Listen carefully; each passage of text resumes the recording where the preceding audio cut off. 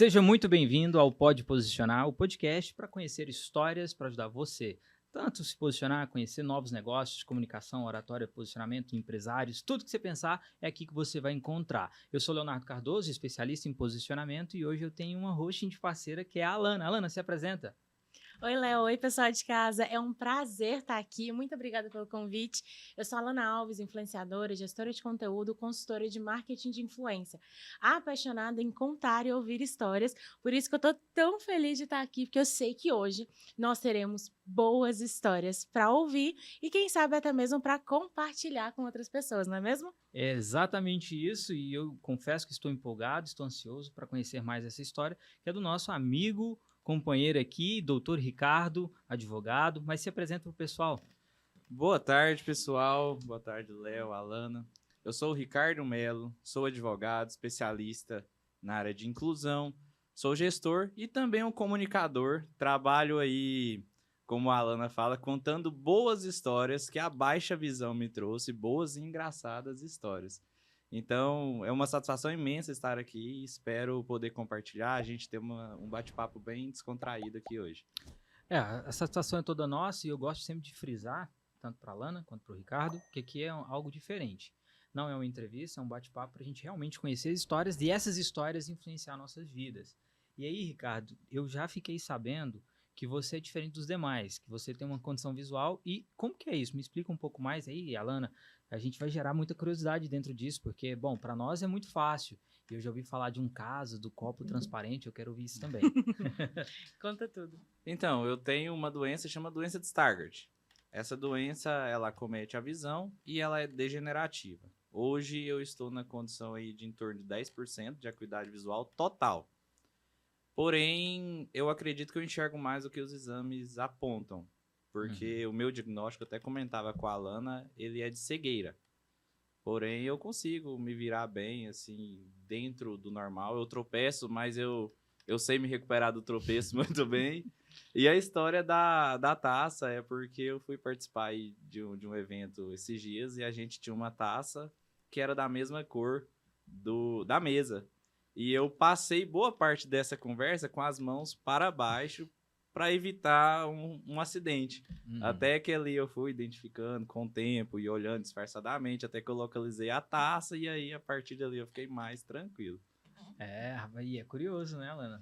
Inclusive, o Ricardo, quando a gente fala sobre boas histórias, eu sei que você já passou alguns perrengues aí, que, na verdade, eu vejo que você trata com muita leveza isso tudo. Sim. Mas eu queria uma boa história pra cá. Pode ser uma que eu já ouvi, tá? Porque todas que eu ouvi eu gosto. Eu não ouvi, eu quero conhecer. Então, então pode compartilhar. Não, mas me veio em mente uma que eu acho que a Alana não ouviu.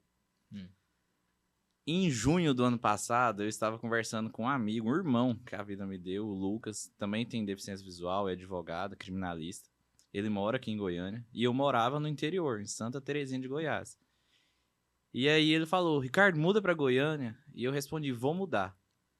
E na semana seguinte eu vim aqui em Goiânia para olhar algumas coisas, eu me encontrei com ele lá no Passeio das Águas e a gente saiu para almoçar em uma churrascaria, eu gosto muito de churrasco. Ele falou, vamos numa churrascaria. E aí ele pediu Uber para essa churrascaria. Chegamos lá na porta, o Uber ainda subiu na calçada e apontou e falou, é aí. A gente desceu com fome, já era tipo 1h30 da tarde. E eu achei a fachada da churrascaria um pouco diferente. Eu falei, mas Goiânia, né? Eu tô vindo do interior, às vezes aqui é normal. Uma vidraça azul gigantesca. E eu cheguei na porta, a porta fechada. Eu pensei, tem ar-condicionado. Tentei abrir a porta trancada. Aí eu falei, Lucas, será que eles fecharam pro almoço? E aí eu olhei pra cima, tinha um letreiro, só que muito alto, eu não conseguia ler. E eu falei, Lucas, acho que não é aqui. Acho que esse motorista deixou a gente no lugar errado. Aí ele falou, mas eu tô sentindo o cheiro do churrasco. Aí eu falei, pior que eu também tô. Mas aqui do lado tem uma oficina. E essa churrascaria tá muito diferente. Até que a gente, não, vamos descer a calçada. A gente desceu a calçada, assim, uns 3 estabelecimentos para baixo. A gente encontrou a churrascaria. E aí curioso, eu a moça que estava ali na porta da churrascaria recebendo os clientes, eu perguntei a ela, o que é ali? Aí ela falou, é uma igreja universal do reino de Deus. Eu falei, tá explicado. E assim, a gente tava lá, eu tentei abrir a porta, pensei, será que essa porta tá emperrada? E o pessoal da rua, sei lá o que pensam, mas tudo vira história, né? Ricardo, eu gosto de trazer alguns pontos que, querendo ou não, é interessante tanto para mim conhecer e para as outras pessoas. Bom, você tem uma condição. Sim. Você é advogado. Existe um certo preconceito de quem contrata. Bom, advogado, todo mundo sabe, eu falo porque minha esposa estudou direito, tem que ler muito. Sim. Como que você lida com isso? Se existe esse preconceito, se existe essa restrição, como é que é? E como que lida com isso?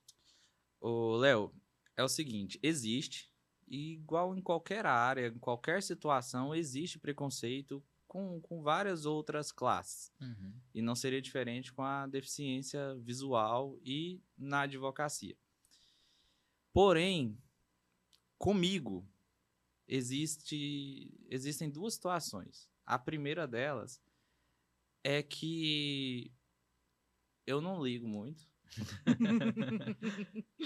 Quando eu sinto o preconceito de uma pessoa, o meu pensamento é, coitado dessa pessoa que vive com ela todos os dias com esse pensamento amargurado dentro dela.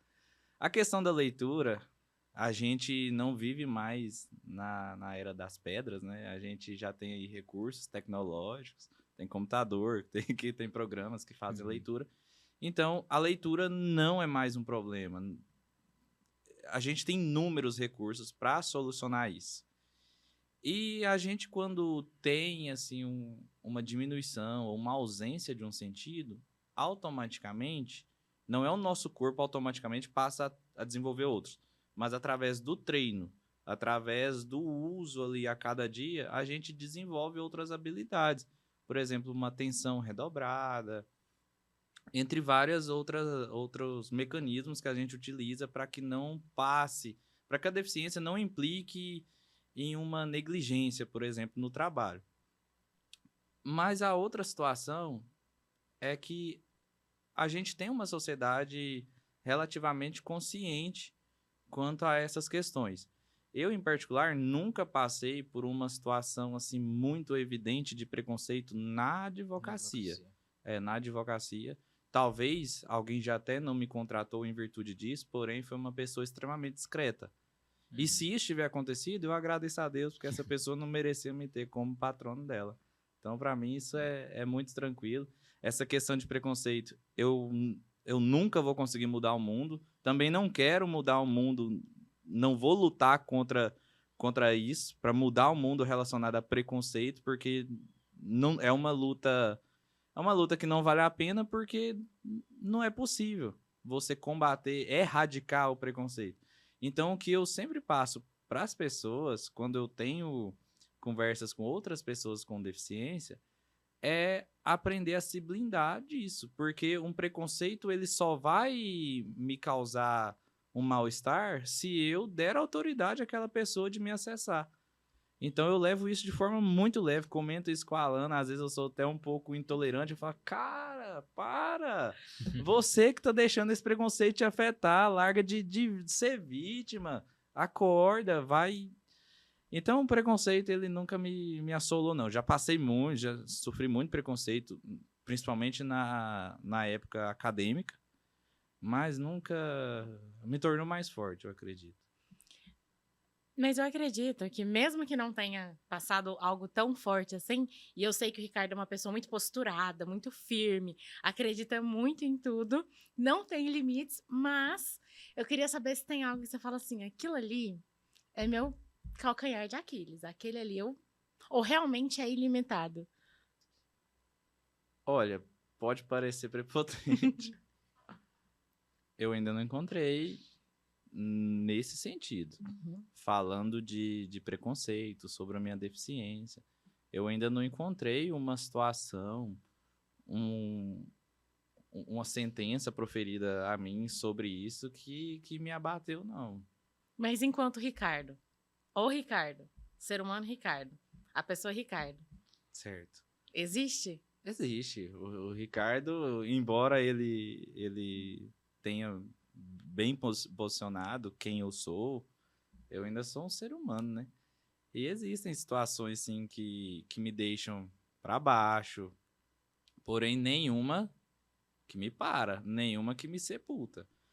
Não existe velório se o morto se levanta. Então, Boa. E aí, falando sobre não parar, sobre sempre continuar, a gente traz muito essa ideia de que é na família que a gente aprende. sim. É a nossa base. Quem foi seu maior professor e por quê? Na minha família, Na sua família. olha, eu tive inúmeros. Praticamente todo mundo da minha família foram grandes professores. Só que não tem como eu deixar de dar destaque para minha mãe. A minha mãe, ela, aos 33 anos, ela ficou viúva e com 3 filhos. Meu irmão mais velho de 9 anos, eu com 5 anos e o mais novo com 7 meses. E ela foi um acidente que ela estava.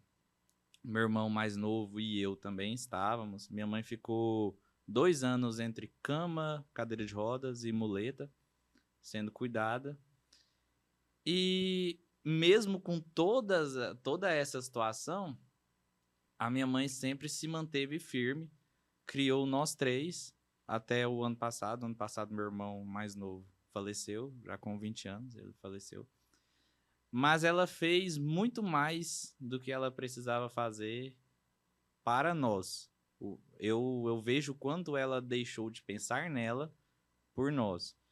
E com certeza, onde eu estou hoje, que já é longe, porém não é 10% de onde eu quero estar ainda, com certeza tem um alicerce muito bem feito pela minha mãe e por toda a minha família. Eu até já comentei isso, que em toda oportunidade que eu tenho, eu vou frisar, eu vou dizer a importância que a minha família tem e o quanto eu sou grato a Deus por ter me dado essa família. Até esse final de semana passado, a gente teve um encontro de família e muitas pessoas me encontraram depois, ontem, anteontem, e comentaram assim: nossa, eu vi lá seu encontro de família, foi muito bom. Nossa, mas sua família é grande, o pessoal unido. E graças a Deus, a gente devia estar com um quarto da minha família ali, porque minha família é muito grande e, de igual forma, ela é unida. Então, isso é uma dádiva de Deus, que eu sou grato todos os dias, e com certeza é o que me forja, é o que me dá, que se faz de alicerce para eu correr atrás dos meus objetivos, é quem sempre me apoia e tá ali do meu lado para o que eu precisar, com certeza. Maravilha. Ricardo, a sua história é muito inspiradora. Eu falo assim, eu te admiro muito em vários aspectos, você sabe um pouco disso. Gente, Ricardo tem uma memória, é surreal, tá? Leonardo, é surreal. E aí eu vou puxar a deixa, porque às vezes o Ricardo traz assim, não vou parar. E aí sabe o que acontece, Léo? A pessoa que tá ali, em casa, tá parada. Não vou fazer uma coisa porque, hoje eu não vou fazer, vou deixar para depois. Quando eu conheci o Ricardo, eu já sabia que ele produzia alguns conteúdos. Uhum. E sabe o que me chocou? Ele disse que tem 10% da visão, certo? Ele edita os próprios conteúdos, ele posta o próprio conteúdo, ele cria meta para isso. E quando eu vejo, eu vendo, eu não acredito. Sabe aquele meme? Se eu ver, eu acredito? Então. E você consegue fazer isso para não parar. E eu percebi que você consegue também ali, na hora que você está editando, você consegue memorizar muita coisa. Você memoriza muito as pessoas, os lugares que você vai. E eu queria muito que você conseguisse unir isso pra gente. Esse fato de você criar uma conexão genuína muito rápida com a pessoa e de não parar, de falar, vou fazer. Não sei como, mas eu vou fazer. Tá. Primeira coisa, a gente tem uma vida.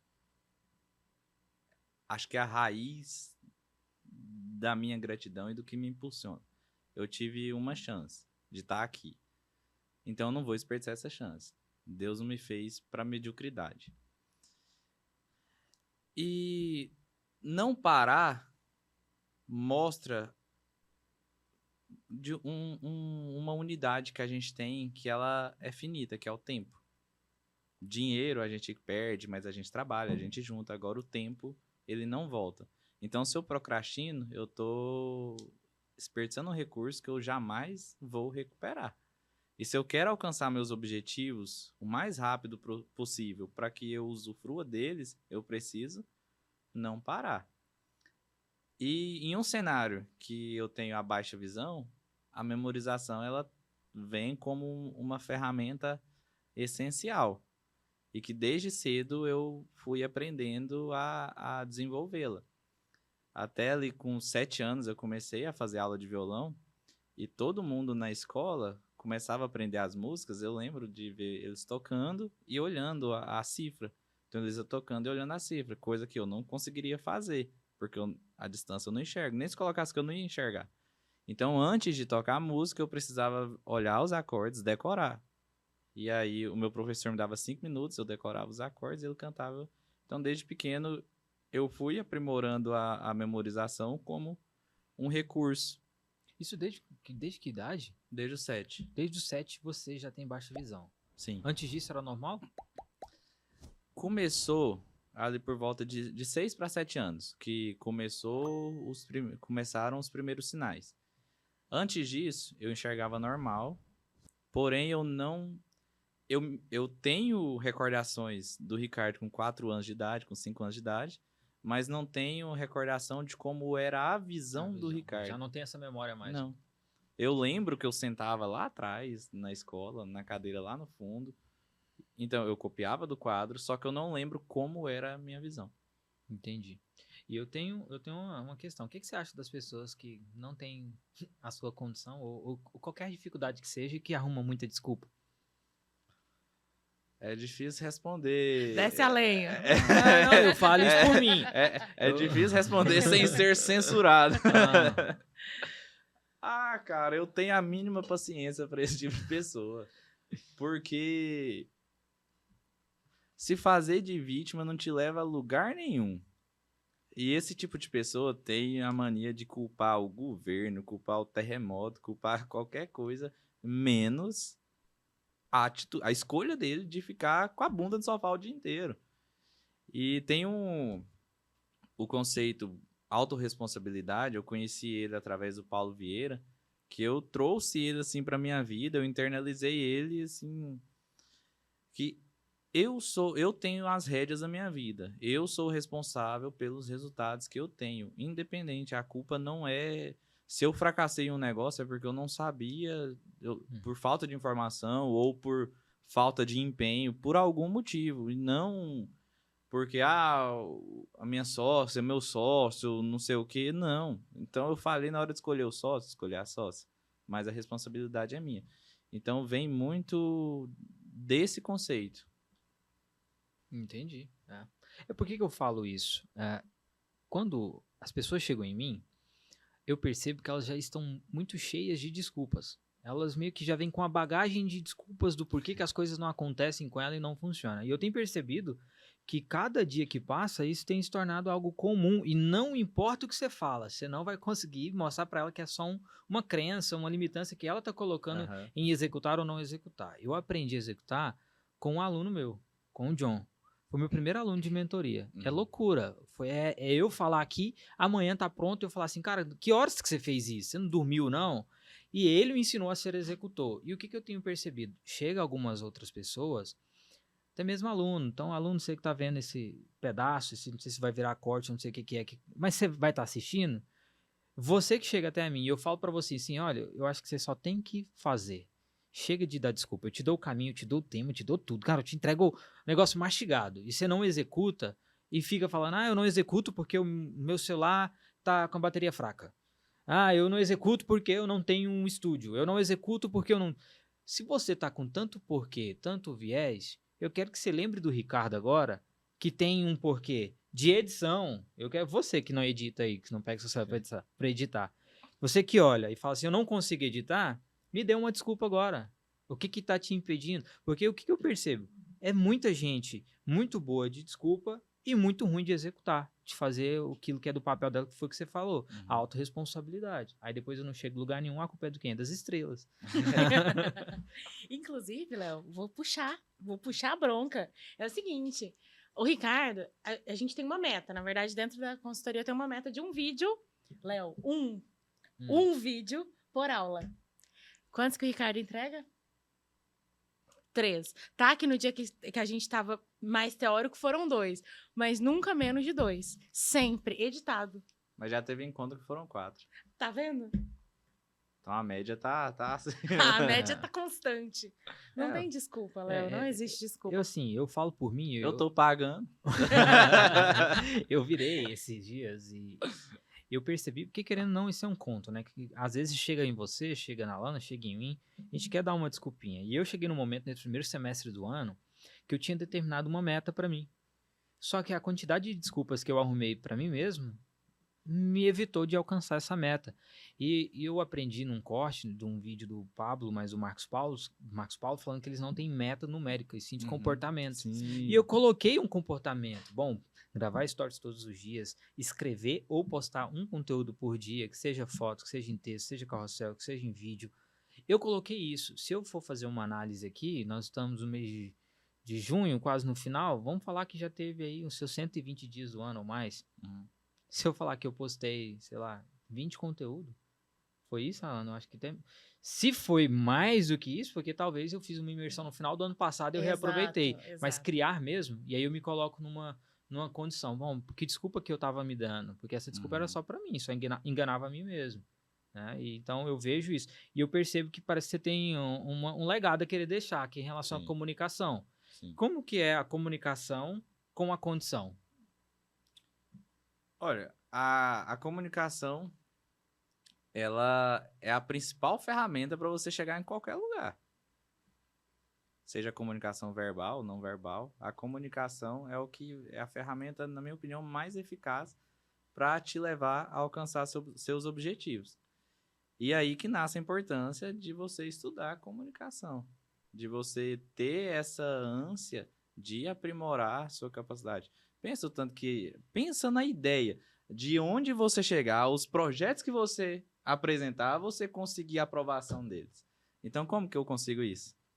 Através de uma comunicação clara, uma comunicação eficaz, uma comunicação assertiva, uma comunicação capaz de fazer o meu ouvinte imaginar o que eu estou querendo passar para ele, enxergar os pontos positivos e me dar o voto de confiança dele para eu colocar em prática.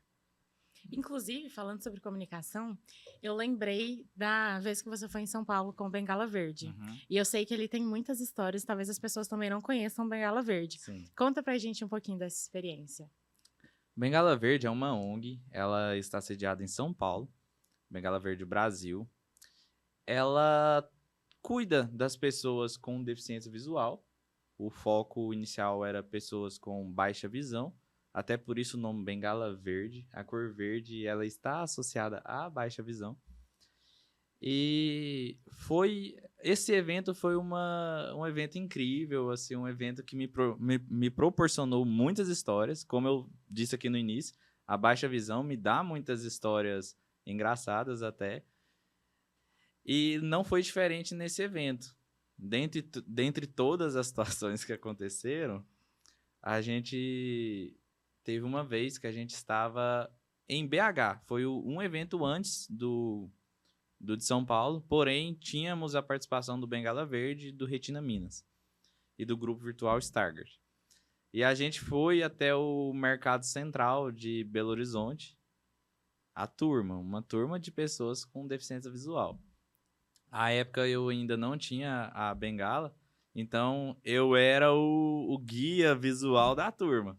E éramos umas 25 pessoas. E aí a galera ali queria ir ao banheiro. Eu fui na frente e o banheiro tinha uma bilheteria. E aí eu perguntei o valor, eles me falaram, e pessoa com deficiência? Aí eles falaram, pessoa com deficiência não paga. Aí eu falei, então me dá 26 fichas. aí a mulher apertou, que moço? Aí eu apontei e mostrei a minha gangue, vendo todo mundo com bengala chegando. E aí deram as 26 fichas, a gente usou o banheiro. E agora, sobre a bengala. Você usa ela como que ela faz parte da sua vida? Porque assim, eu te considero muito independente, Sim. muito independente. Mas eu também sei que a gente, quando olha para o Ricardo, não imagina que o Ricardo tem uma deficiência visual. Então, onde a bengala entra? Tá. Eu tenho uma certa independência porque eu ainda tenho uma visão que dá para eu enxergar bem onde tem contraste.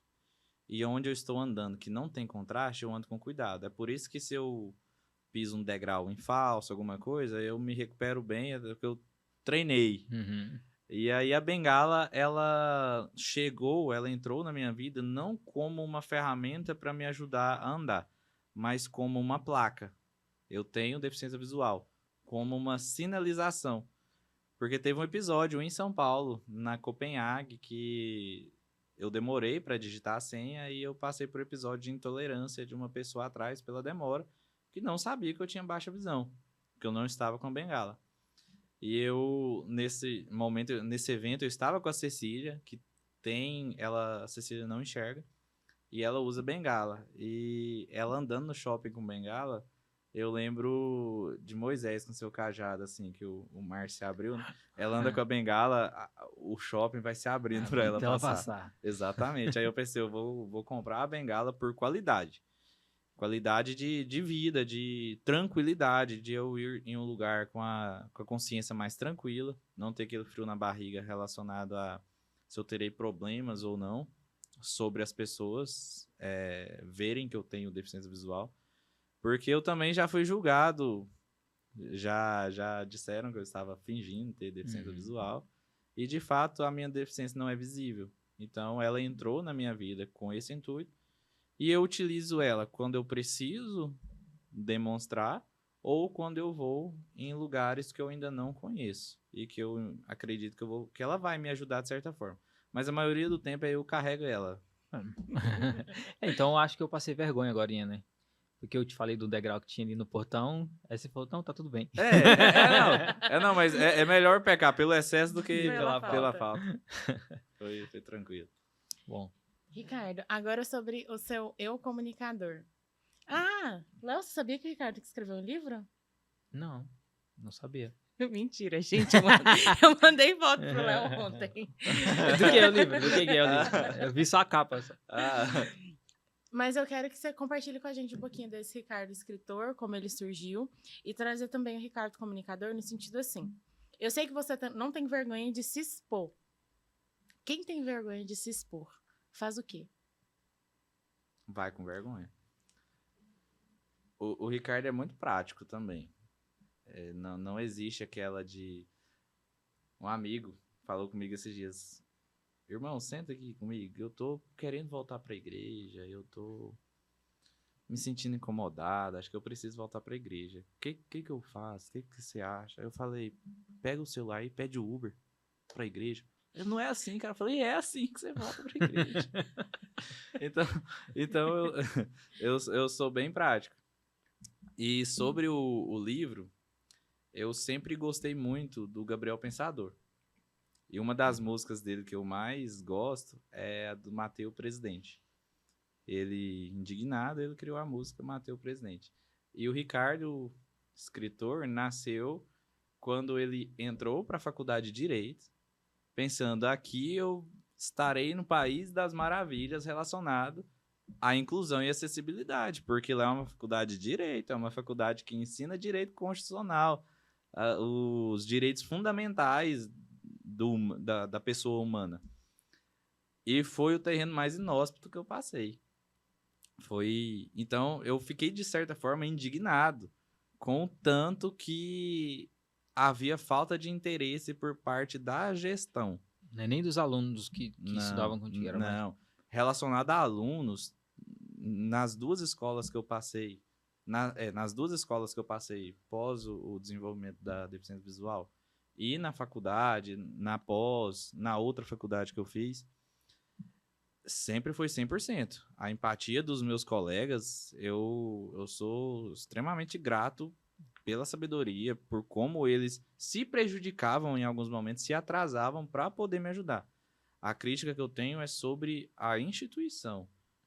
E aí, ali dentro, a gente tinha professores que se preocupavam, professores que fizeram toda a diferença, mas também tinha os carne de pescoço.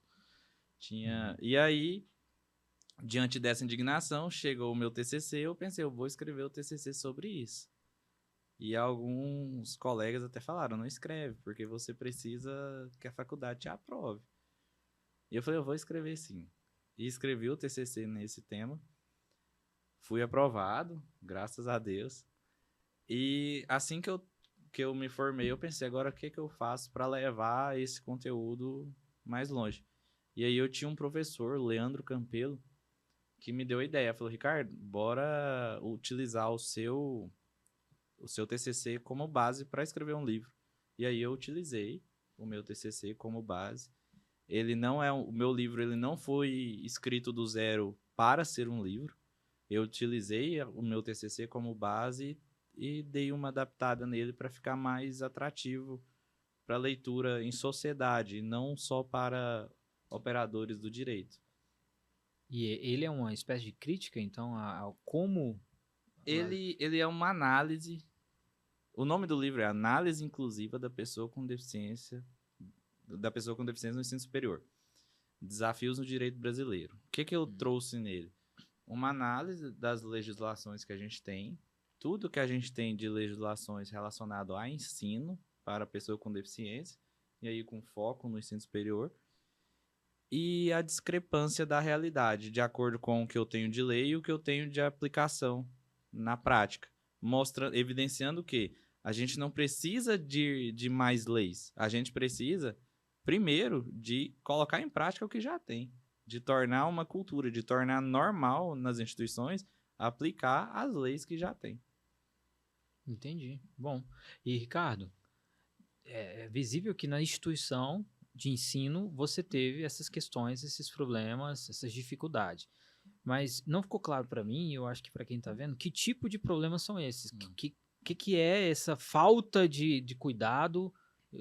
Para eu entender também, porque vai que eu viro um cara que vou brigar por você amanhã, porque eu acho que faz sentido. Entendi. Eu morava a 130 quilômetros da faculdade. Eu ia e voltava todos os dias em ônibus da prefeitura. Ônibus velho. Por exemplo, um dos problemas que eu enfrentei muito era de chegar na faculdade, depois de 2h30 de estrada, chegar com cheiro de gasolina e a faculdade não ter preparado uma pessoa para ler a prova para mim e eu voltar para casa sem ter feito a prova. Por exemplo, no caso, eu fui à toa.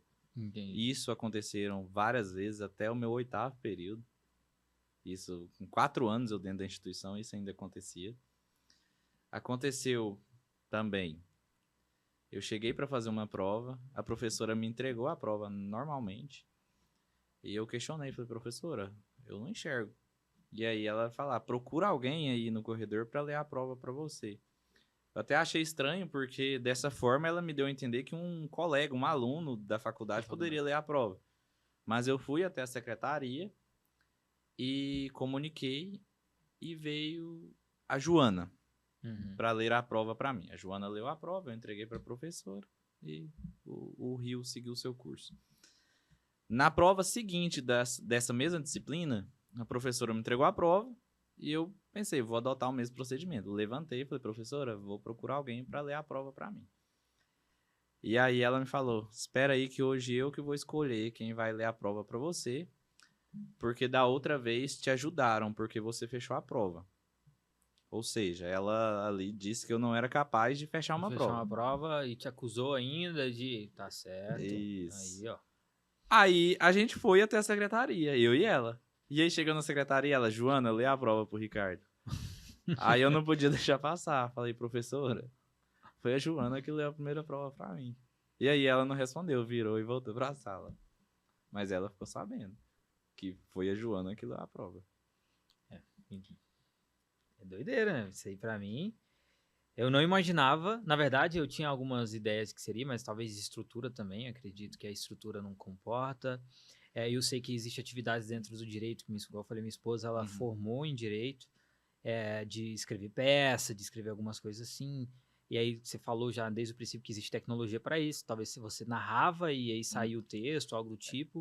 Não, até, por exemplo, relacionado à prática, até foi outra situação também, porque no curso de Direito a gente tem o estágio obrigatório, no núcleo de prática jurídica, que ali na minha faculdade foi a partir do 7º período, que quando era para colocar a mão na massa, para elaborar uma peça jurídica, ao invés da faculdade se preocupar em me trazer ferramentas, me colocavam de dupla e eu ficava responsável pela parte material. O que é a parte material? Por exemplo, a gente tem o direito civil e o direito processual civil.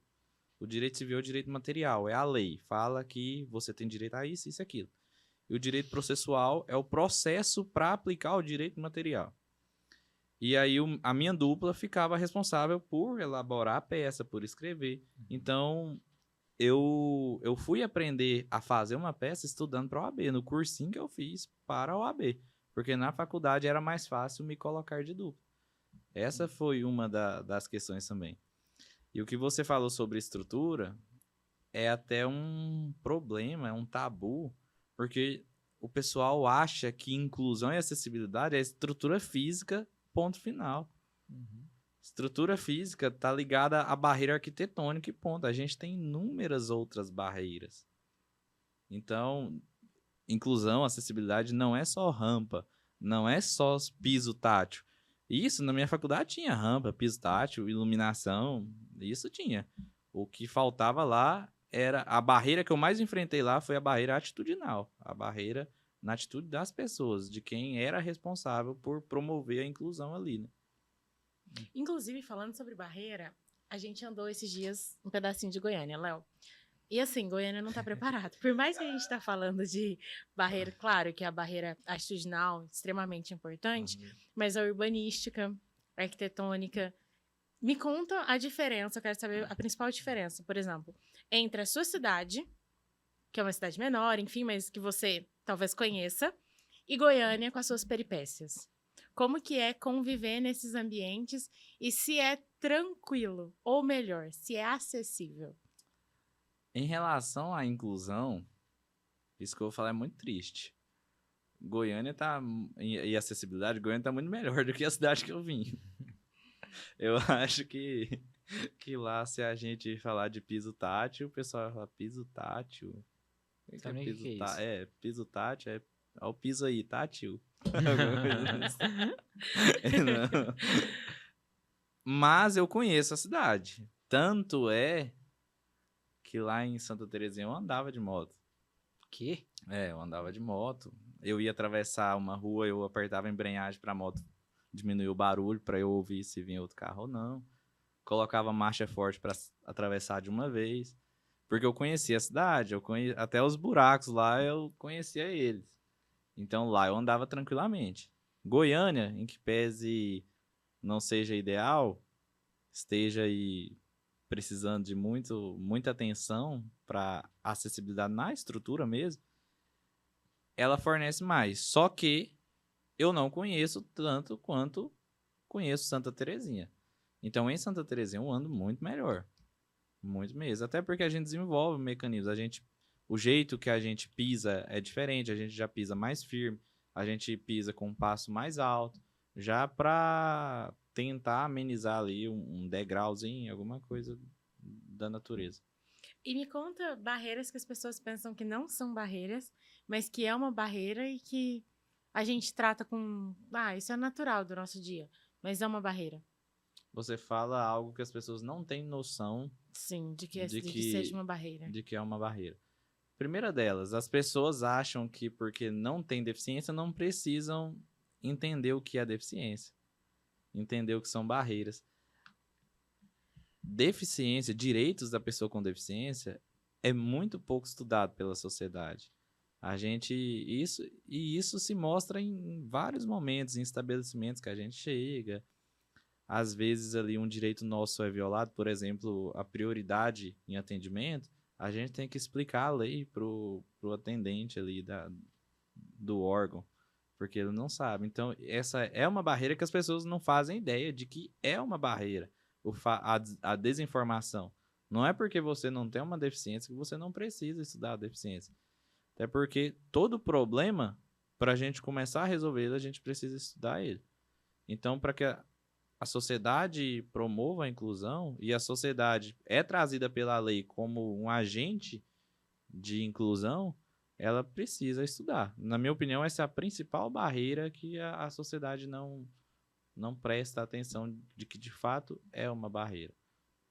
Existe a forma com que se referem a pessoa com deficiência também, que aí vai além, porque elas acham que estão arrasando, e não estão. Só que aí vem também por não estudar. Até fiz um vídeo sobre. É outra coisa que as pessoas não sabem que é uma barreira, né? Ricardo, isso me gerou uma dúvida. Agora, voltando um pouco mais no ensino fundamental mesmo, ensino médio. Existe aquela falsa inclusão de que eles ensinam sobre Libras para falar com um deficiente auditivo, mas visão, acho que, por exemplo, acredito que falar pelo menos mínimo, né, que é falar das cores das bengalas, que é um negócio que eu não fazia ideia que existia essa diferença. Eu aprendi com o Ricardo.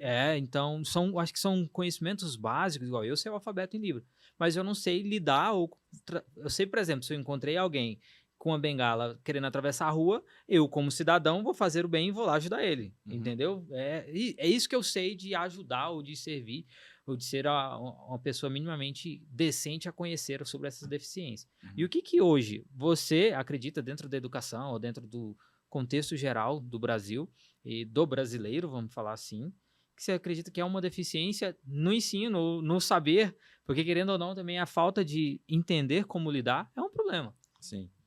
E assim, o nosso ensino, ele tem inúmeras deficiências, o nosso ensino. E, dentre várias outras, há de ser ensinado essas questões, como você pontuou, de cidadania, por exemplo. Eu acho que entra aqui dentro de cidadania.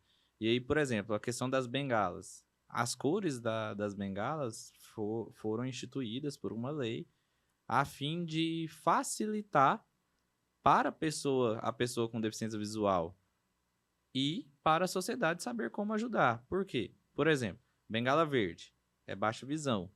Bengala branca é a cegueira total, a pessoa que não enxerga. Bengala branca com vermelho é a pessoa que não ouve e não enxerga. Ela tem deficiência visual e auditiva. Então, quando eu vou ajudar, se tem uma pessoa com bengala verde, eu sei que ela tem baixa visão, ela enxerga pouco. Então, talvez é diferente a abordagem. Agora, a pessoa que não enxerga nada já é diferente. A pessoa que não enxerga e não escuta é além.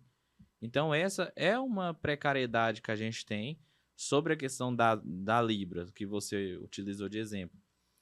A deficiência visual, por exemplo, tem o Braille. Foi criado na França lá. O Braille hoje ele ainda é ensinado, porém não tem nada a ver com escola. Não está no regular da escola ensinar Braille ou Libras.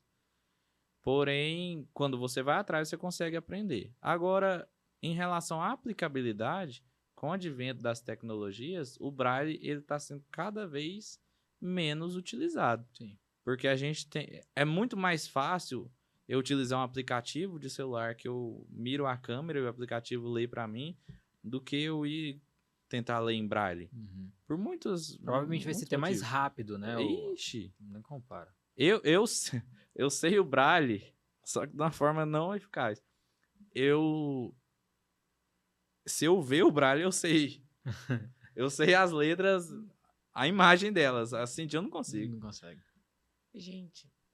E assim, isso aí talvez também é pela condição. Por exemplo, você tem baixa visão e eu percebi que memória, sensibilidade, noção de espaço é algo que comparar eu e você é injusto. Eu vou perder feio aqui, né? Memória? Não dá. Eu me considero um cara bom de memória. Mas agora, por exemplo, é perceptível que você conseguiu andar de moto numa cidade porque você conhecia a cidade. Mesmo com baixa visão. Gente, tô falando de 10%. Eu lembro do meu pai teve catarata, fez a cirurgia recentemente.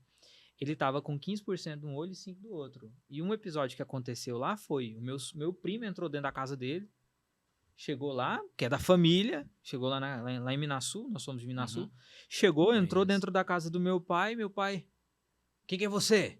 Hã? Uai, tio, sou eu. Que tio o quê? É eu, tio, Kaique. Que Kaique? 15%. Então, eu tô falando que até para identificar quem que tá chegando, aí na hora que chegou perto dele, ele falou, nossa, Kaique, me desculpa, meu filho, é você, rapaz. Não, é porque eu tô com um problema no olho, assim, assado. Fez a cirurgia, tá 100%. 100% não, mas tá bem, tá ótimo agora, posso comparado. Mas aí tem essa questão também de, por exemplo, quando a pessoa te conhece, se identificar te chamando pelo nome ou se apresentar pelo nome. Uhum. Igual eu cheguei ali hoje, eu vi Sim. que você tava com a bengala, eu não sabia da diferença, eu sei que ela tinha comentado, mas eu não sabia o que significava cada uma Aham. delas. E eu fui, Dr. Ricardo, aqui é o Leonardo, tudo Foi, bem? Vamos lá. exatamente. Essa é uma apresentação mínima. Então, bom, é perceptível que isso pode ser um preditivo de falar que não, eu não consigo fazer certa coisa. E a Alana já nos trouxe aqui que você é totalmente independente. Uhum. Tá, eu quero entender mais e aprofundar mais em como que uma pessoa que tem as suas dificuldades, mas que desenvolveu outras habilidades, se tornou um grande comunicador. Como que isso aconteceu? Tá.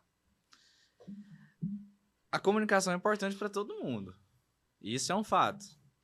Mas eu acredito que, para mim, ela se apresentou mais importante ainda. Eu acredito que eu posso dizer dessa forma. Sobre as pessoas se apresentarem, esse é um mundo ideal. As pessoas terem a noção que você teve ali quando eu cheguei. Mas a gente também tem mecanismos. Você eu ainda não conhecia, então não tinha como eu identificar. Exato. Mas a gente utiliza a voz, eu utilizo o contorno do corpo. Então, às vezes, eu tô enxergando só um vulto preto, mas eu sei quem é aquele vulto preto. Pela a forma de andar, o que eu mais identifico as pessoas é pela forma de andar. Quando eu conheço uma pessoa, eu sei a forma com que ela anda. Eu posso estar vendo só os traços, que eu sei como ela anda. E aí, em virtude de tudo isso, às vezes as pessoas chegarem e não se apresentarem, e eu pensar, gente, quem é? Eu penso, quem é essa pessoa? Não era uma pessoa que eu tinha muita vivência. E eu, gente, quem é essa pessoa? E Então, pelo nome você não consegue correlacionar. Não, e a pessoa que nem se apresentou. A Aí pessoa é pior. chegou, oi, Ricardo, não sei o quê. E por dentro. E aí eu, todo carisma, tudo bem, faz tempo que eu não te vejo. Buscava elementos, até que a pessoa, pois é, a gente se viu aquele dia na casa de fulano. Aí eu, sei quem é. Ou eu também tinha que ter um jogo de cintura de perguntar a pessoa só de uma forma que ela entendesse que eu estava perguntando. Não é porque eu não lembrava dela, mas porque eu não estava enxergando. Uhum. Porque tem situações que você pergunta às pessoas, não, eu lembrei dele e ele não lembrou de mim. Então, eu tinha que ter esse jogo de cintura. Então, a comunicação, ela se apresentou para mim como um elemento de sobrevivência para que eu conseguisse ir para o mundo, para que eu não ficasse em casa recebendo um salário. Eu poderia. Quando meu pai faleceu, ele deixou uma casa de herança pra gente. Então, eu poderia ficar nessa casa recebendo o salário mínimo de benefício e viver, porque eu não ia ter despesa com aluguel, para eu comer, o dinheiro daria. Eu poderia passar minha vida dessa forma. Mas eu não quero, eu não quis.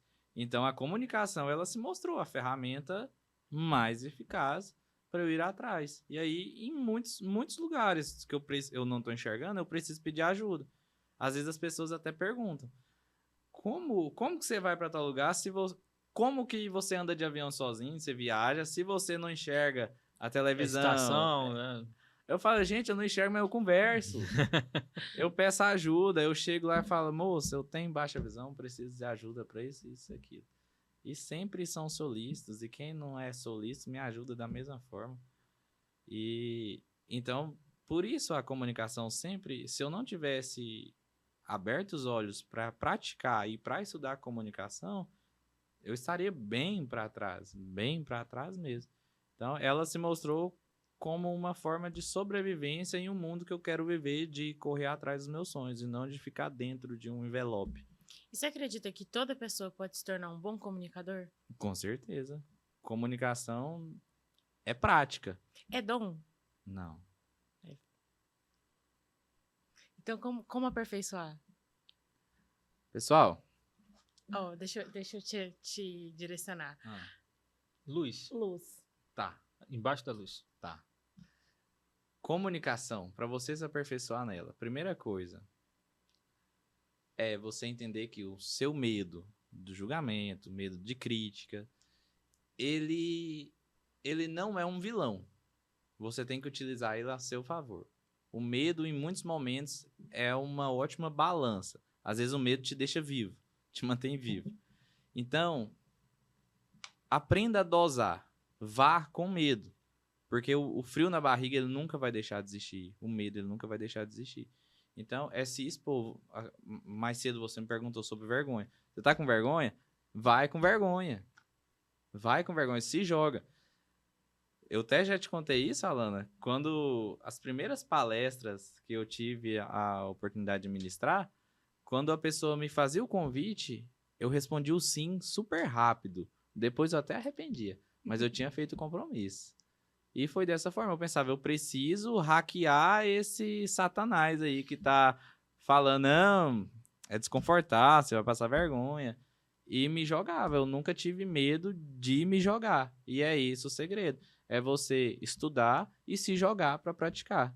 Porque o que te torna melhor na comunicação é a prática, é igual a academia, você não fica maromba estudando como treinar. O que te deixa maromba é treinar.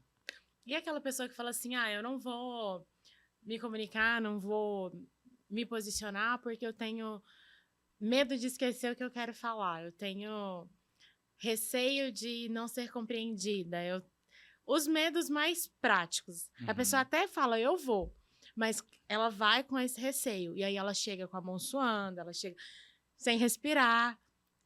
O que ela poderia fazer de forma prática? Tá. E é justamente essa situação, você se deixar ser controlado pelo medo, vai fazer com que você esqueça muito mais. Isso, eu já passei por isso, eu já tive essa experiência. Porém, não é uma situação de você ter medo a ponto de te parar. Porque quando você esquece de passar uma informação, talvez você ganhou uma oportunidade de voltar lá e falar mais, falar melhor, de uma forma mais aprofundada. E existe também uma coisa que se chama flexibilidade. Só você sabe que você esqueceu de falar, só você sabe que você teve aquele branco. Então, a importância de você ter uma âncora, ter algo ali que você se apega nessas situações em que você teve esse branco e você ter a flexibilidade de ir para um outro caminho e só você ali está sabendo que você teve esse branco. Eu tenho uma dor, que aí qualquer um dos dois pode me responder. Eu vou ser sincero, eu me considero um excelente comunicador, eu não vou dizer que não, mas eu me considero também um excelente cara que usa prolixidade para se comunicar. Eu acho que eu dou muita volta. Eu acho que se eu desse menos volta e fosse mais objetivo, tanto os meus conteúdos, até qualquer momento eu seria melhor compreendido ou compreendido mais rápido, sem ter que dar tanta volta. Isso foi, eu tenho alunos que teve problema disso, que eu falei, cara, você é prolixo, mas é aquele negócio, né? Eu apontei um e esqueci que tinha 3 virado pra minha cara aqui.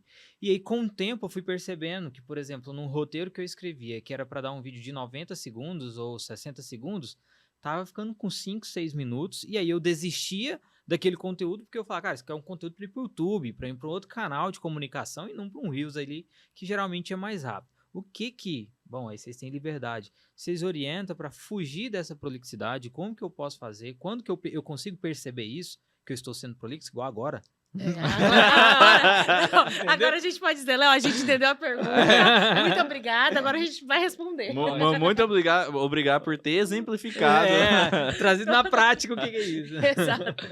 Léo, eu acredito que você, pelo pouco / muito que eu te conheço, você é uma pessoa extremamente perfeccionista. Eu nunca te vi entregar um conteúdo pela metade.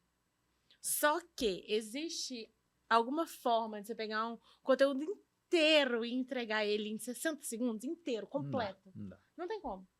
Então, se permita, nesses casos, não ser o super especialista, profundamente, incrivelmente, que sabe todos os detalhes. Deixa aberto para dúvida.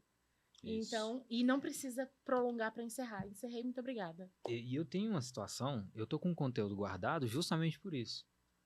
Não sei se vocês sabem, mas está saindo, pode ser que vire lei daqui para 2027 aqui no Brasil, que o M&M e o Doritos vai ser um produto que vai estar rotulado na sua caixa ou na sua embalagem, que é um produto que contém ingredientes não recomendados para humanos.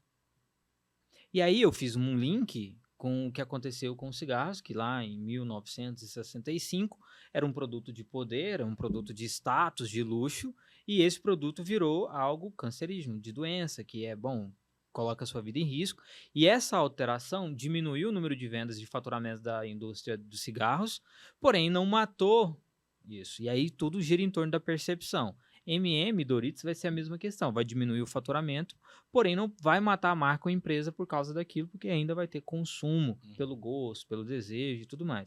Um conteúdo como esse é um conteúdo muito bom, muito rico, que eu gostaria de trazer no Instagram, mas já tem 2 semanas que eu já montei o roteiro, que eu já estudei o conteúdo, sei falar sobre datas, números, eu sei falar, por exemplo, que de 21 bi que faturava na indústria de cigarros, caiu para 11 bi nos Estados Unidos de um ano para o outro, depois que começou a revigorar essas leis. Aqui no Brasil, caiu de 11 bi para 7 bi em 2002, foi quando as caixas tinham que ter uma imagem de que aquilo ali era nocivo. Então eu sei dos números dos dados, mas, cara, eu queria conseguir trazer um conteúdo desse mais objetivo. Aí eu fico querendo... É aquilo, vou sempre trazer para um podcast, eu sempre vou trazer para um vídeo para o YouTube. Mas e aí, Ricardo, o que você acha? O que você me aconselha? Deixa eu só fazer uma pergunta. Ó. Foi daí que os cigarros passaram... As caixinhas passaram a vir com sabor? Não, o sabor foi outra questão. Tá. Em 2002 veio no Brasil. Em 1985... 85 ou foi 87, se não estiver enganado, nos Estados Unidos, principalmente no Texas, que é onde meio que começam essas revoltas, foi quando percebeu-se que, aquele produto era um produto mais nocivo do que, de fato, um produto de luxo premium, de poder e status, e quem fuma é rico. Não, aí meio que transicionou, até porque em 1960 e alguma coisa, foi quando popularizou o cigarro no mundo. Com a campanha, saiu do poder, que era um sinônimo de poder, e virou sinônimo de igualdade. Então, todo mundo podia fumar um cigarro. Então, meio que trocou-se a narrativa, e aí veio. Com a troca de narrativa, veio outros gostos. Aí vem sabores e tudo mais. Às vezes, alguns sabores foram usados até mesmo para reduzir o consumo. Tá. Olha, por exemplo, você trouxe aí vários elementos para um vídeo, que fácil ultrapassa os 60 segundos. Tranquilamente. Sem provar. E para os Reels, para a gente ter um alcance, quanto mais retenção a gente tem, mais o Instagram entrega. Exato. Certo? Obrigada, querido aluno. Que honra. Pois é. Por exemplo, você pensar em uma abordagem mais prática, que traga curiosidade, e fazer um complemento dessas informações, por exemplo, esses números assim tão precisos, em uma legenda. Enquanto a pessoa está lendo a legenda, o vídeo está rodando. Ou então você trabalhar textos, por exemplo, como... E aí a pessoa tem alguma coisa, né? Algum elemento, por exemplo, de números, percentual, eu coloco imagem. Exatamente, porque aí, às vezes passa muito rápido, a pessoa quer voltar para ver aquele... E aí tá ali no seu vídeo, dando Até eu fiz um vídeo assim, que a Alan falou, amei esse vídeo, que eu tive que ver umas 3 vezes. Pra ler os requisitos. Que tava aparecendo. Isso, e aí dá muita retenção e entrega. E tem... É clichê isso, aquela questão de feito é melhor do que perfeito, né? E o que a Alana trouxe, que você é perfeccionista, então de se atentar para essa questão, porque a luta pelo perfeito é uma batalha perdida e infeliz de quem chega à perfeição, porque você alcançar a perfeição, você está fadado a não evoluir mais. Então, seu dia de amanhã não tem mais sentido. E se a gente puder fazer uma máquina de ideias, Léo? Fazer aquele vídeo assim, ó, você tá falando, você tá ali empolgado. Aí você vê ele e fala, mas falei demais. Chega, vou ter que parar por aqui, já deu tempo, muito obrigada a você que acompanhou aqui, mas o restante, vocês vêem no próximo, se vira, mas assim, do jeitão Léo de ser, sabe? Tipo assim, você tá conversando, você tá ali, de boa, mas você fala, lembra do assunto que a gente conversou? Deu horário, muito obrigada. Quer saber o restante? Tá por aí, procura, tá no feed. Deixa assim, o jeitão Léo de ser. O que eu tô fazendo, eu falei pra vocês, né, que eu gravei nessa semana 10 vídeos para o YouTube por causa disso. Gostar de trazer mais contextos.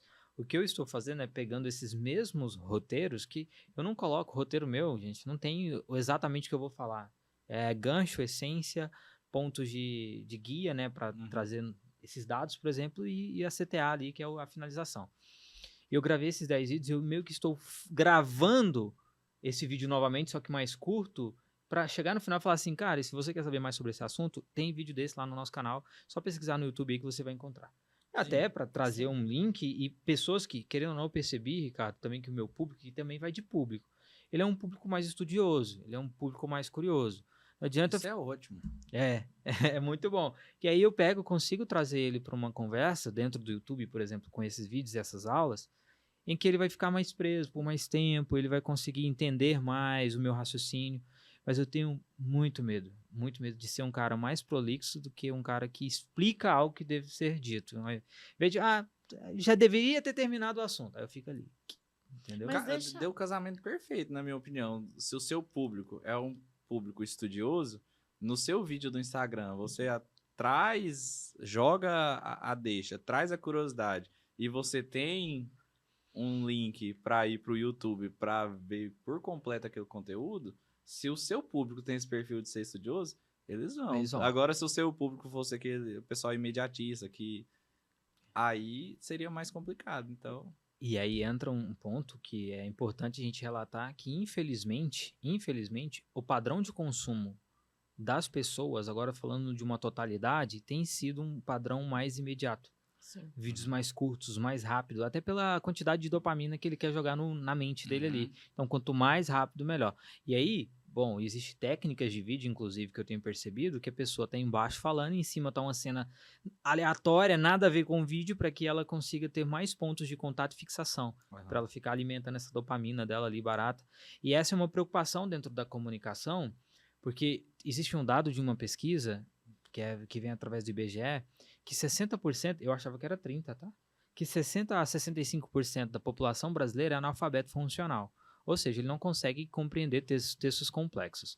E aí agora, ele não consegue compreender textos complexos, eu consigo conectar também com a comunicação verbal. Ele escuta, também não entende nada do que a gente está falando. Levando em consideração isso, o que é de atenção que nós temos que ter, aí 65% equivale a quase mais de 100 milhões de brasileiros, o que de atenção agora para uma próxima etapa, para uma próxima geração de pessoas que estão vindo para se posicionar, que o Pode Posicionar é para isso, precisa ter de cuidado na hora de comunicar, de transmitir a mensagem. O que eu preciso fazer? Porque, querendo ou não, se eu for um pouco complexo, ninguém vai entender nada. Ninguém entendeu nada, e aí? Existe uma ferramenta de simplificação. A ferramenta é? Ser você. Eu até ia falar, o que eu mais tenho aprendido com a Alana é justamente entender que eu posso ser eu no meu Instagram, e isso tem feito diferença. Exato, eu até brinco que existem 2 Ricardos, eu brinco também que existem 2 Leonardos, não, tá? Não, existe mais não. Existe o Leonardo Cardoso e existe o Léo, entendeu? Eu tô sentindo que o Léo, ele tá vindo assim, ó. Sabe? Ele tá vindo. Isso é muito bom, parabéns, Léo. Obrigado. Mas eu acredito que você consegue simplificar. Analogia, pra tentar simplificar. Mas gostei do que o Ricardo colocou. Se você for você, a pessoa vai se conectar com você. E pronto, acabou. Você quer simplificar o termo pra ela? Analogia. Mas lembra de uma coisa. Analogia não é dentro do que você acha que simplificou. Por exemplo, uma vez eu fiz uma analogia para uma criança usando videocassete. A criança tinha 5 anos de idade. Mas aí ela olhou para mim e falou assim, tia, o que é isso? Então, assim, eu não ajudei ela. O que você pode fazer é simplificar. Só que aí também vai de uma bandeira. De que a gente quer levantar? Se a gente quer simplificar e tornar cada vez mais simples, ou se a gente vai falar, não, eu vou segurar isso daqui, eu vou falar do jeito correto de se falar, vou manter a postura. Tem essas 2 vertentes. Você vai, por muito tempo ainda, ter esses 2 lados. Mas o que é triste dizer é que eu acredito que vai chegar uma hora que vai ser a simplificação e a simplificação. O que eu tenho percebido? Chegou recentemente, eu conversei com uma profissional de estética e eu perguntei, né, como que funciona o trabalho. Porque o processo de venda, eu entendo primeiro. Eu fui entender o negócio dela, ela falou assim, não, olha... a olheira que vocês têm, a maioria das pessoas faz bioestimulador. Eu não, eu coloco um negócio. Ela foi falar lá que é azul de metileno, negócio assim. Aí eu falei, deixa eu te falar, como eu tô tentando te vender mesmo, que merda é azul de metileno? Eu não faço ideia, eu não quero saber isso. Eu quero saber se vai resolver meu problema. Exatamente. Se isso aqui que me incomoda, vai sair. É o que eu quero saber. Do benefício. Exato. Eu acho que também quando a gente vai para uma comunicação lá no Instagram, ou seja em qualquer momento, quanto mais senso comum, que são palavras e entendimento de um todo, de uma sociedade, mais claro eu serei e mais compreendido também. Essa é a nossa preocupação, é a preocupação que eu creio que todo mundo tem que ter, principalmente agora, porque é uma tendência. E por que isso acontece? Por causa dos vídeos rápidos, por causa de fato de não ter que prestar tanta atenção, ler, trocou a leitura pelo vídeo rápido. Não adianta falar. E lembrar que a gente também não vende característica, a gente vende benefício. Exato. Talvez essa troca seja uma troca assim, igual a característica era esse azul. Mas o benefício é ele te deixar sem olheira. Então, ela vende a ausência de olheira e não a característica. Azul de metileno. Não azul de metileno. Exato, exatamente. Então, a gente e no direito tem muito isso, tem muita palavra, termo técnico dentro do direito, que quando ele vai produzir conteúdo, eu já tive cliente, quando eu tinha agência de marketing, tinha escritório de advocacia, que aí ele ia falar, eu falei, irmão, eu não estou entendendo nada. Você está falando com seus concorrentes, com seus alunos, com quem que você está falando? Tem essa aí no mundo, entre os advogados ainda, em alguns, principalmente os mais tradicionais, eles acreditam que para passar autoridade, eles precisam de um juridiquês bem lapidado. E hoje em dia, para você reter a atenção, é totalmente oposto. E é o que a Alana fala para mim, ó, Ricardo, aqui eu quero o Ricardo do pé sujo, aqui eu não quero... Eu não quero o doutor Ricardo nesse vídeo. E até dentro das audiências, é lógico que a gente tem toda uma formalidade a ser seguida, todo um roteiro ali formal, mas não existe a necessidade de você surfar o tempo inteiro em um juridiquês. Porque isso até traz prolixidade à situação ali, ao diálogo. Eu acho difícil, quando fala de comunicar, de expor uma opinião, eu não posso comunicar com o meu eixo teórico. Né? Então, eu tenho aqui a minha cabeça, eu tenho vários termos, eu entendo, por exemplo, de posicionamento, eu posso trazer vários termos aqui, simbólica, imagética, ótica, semiótica, arquétipo, enfim, eu posso trazer vários termos aqui que vai soar como, bom, que esse cara tá falando. E isso, bom, quando eu sou técnico demais, é o que eu tenho percebido, eu atraio muito mais pessoas que querem ser eu, ou seja, falar de posicionamento, do que de fato pessoas que querem se posicionar. Porque a dor dele não é a roupa que ele tá usando, ou não é a imagética que ele tá usando, e sim a roupa que ele escolheu na hora que ele foi comprar.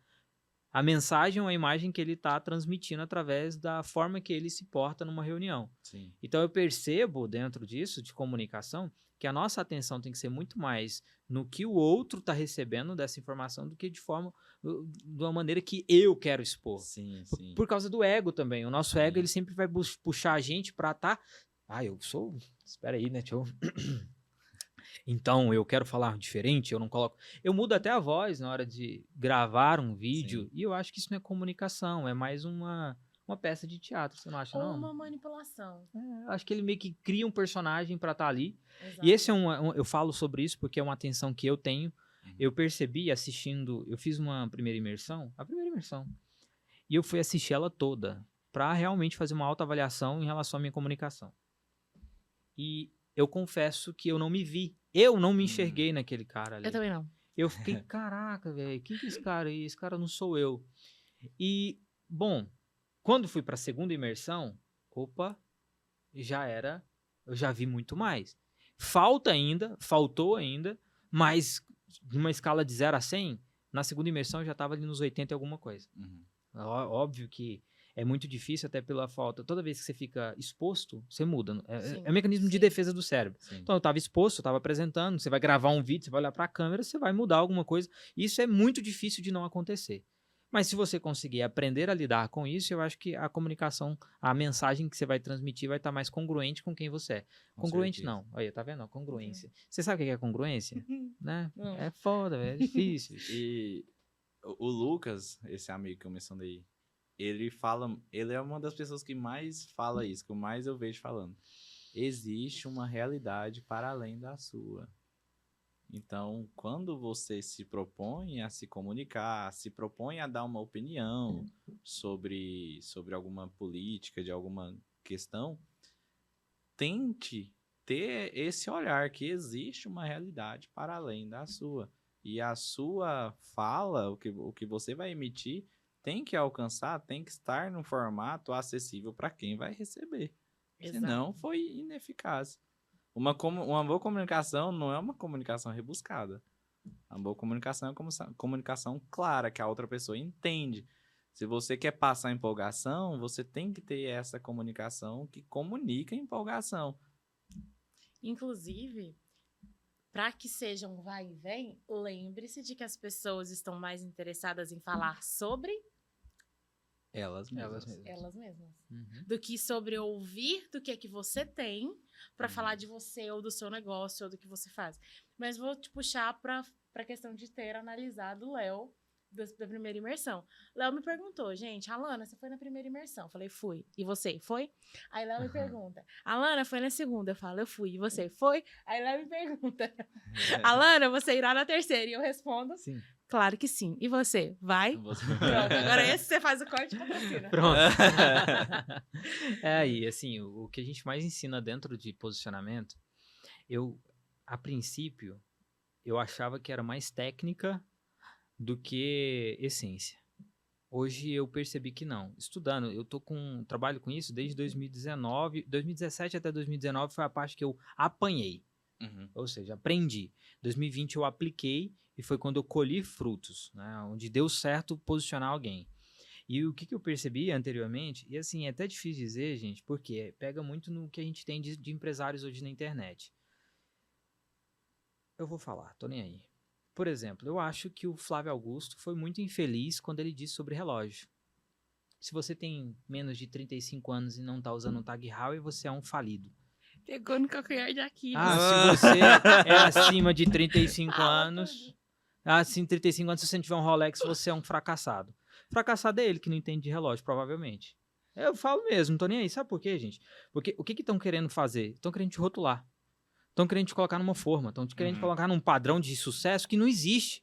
Não existe. Se você for no agro brasileiro, esses caras não tá nem aí pra Rolex. Eu posso falar 10 vezes mais rico do que o Flávio. Mas 10 vezes. Se você for numa indústria brasileira, o dono, vamos lá, o dono da, sei lá, da Heineken, da indústria da Kaiser aqui no Brasil, qualquer indústria, de qualquer coisa, eu tenho certeza que esse cara tá cagando pro relógio que você tá usando na hora que ele tá conversando com você. Ele vai estar muito mais ligado na sua essência, quem você é de verdade. Sim. Então, o que a gente tem que trazer, nossa, isso aqui não corta, tá? Não, essa parte não precisa cortar, não. O que acontece? O que eu tenho percebido que me deixa muito furioso é porque quem segue e acompanha estão virando espelhos de uma falsa ou de um teatro de sucesso digital. E essas pessoas estão esquecendo de quem elas são.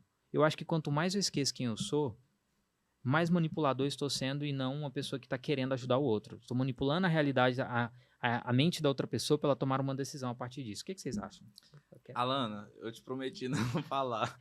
Fala tudo. Pode. Daquele termo cadela. Mas... Fala, por favor. Eu sou Flavete. Muito bom, cara. Não, eu gosto muito, mas desde o seu início eu fiquei pensando, eu falo, não falo, não falo. Mas eu concordo com você e o meu pensamento nesse sentido o mais importante de fato é a essência, é quem eu sou, é a postura que eu estou, a postura que eu me apresento para aquela pessoa. A questão do relógio, eu acho que ela, ainda mais em um Brasil que é Brasil, eu acho que em alguns momentos pode ser algo a contribuir.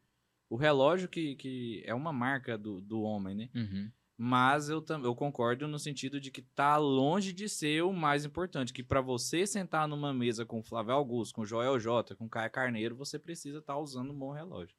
O que eu tenho percebido, por que eu trouxe isso? Porque, igual eu falei, tá se virando um rótulo. Uhum. O que essas pessoas que são os principais, eu não vou chamar de guru, mas são gurus que se posicionam, que são os líderes no mercado que eles atuam, eles estão criando rótulos demais, dificultando para pessoas que talvez gostariam, que tenham um conhecimento muito bom, que tenham uma mensagem muito boa, mas ele vai colocar, cara, mas eu não tenho um Tag Heuer, eu não tenho um Rolex, eu não tenho uma Ferrari, eu não tenho uma Porsche, eu não viajei para Miami, então eu não vou fazer por isso. Eu tenho medo desses gurus criar tanto rótulo, que ao invés de facilitar ou ajudar quem tá começando, quem tá no meio do caminho, que tem potencial para chegar, a desistir, porque fala, não, cara, eu não tenho uma indústria, uma empresa aqui, um escritório gigantesco para ficar falando que sou empresário. Minha empresa é uma empresa digital, então não vou fazer. Eu já percebi em alunos meus que falaram assim, olha, Léo, hoje eu não tenho escritório, portanto não vou gravar vídeo. E aí daqui um dia vai ser, eu não tenho um Tag Heuer, então agora eu não vou gravar vídeo. Eu não tenho, entendeu? Eu tenho medo desses rótulos, porque isso afasta de quem nós somos. Léo, eu vou... Deixa eu... Ai, meu Deus do céu, eu não deveria falar isso também. Mas, por exemplo... Sabia que a primeira vez que eu fui num encontro... Assim, ó, eu já convidei algumas pessoas para ir a encontro de networking.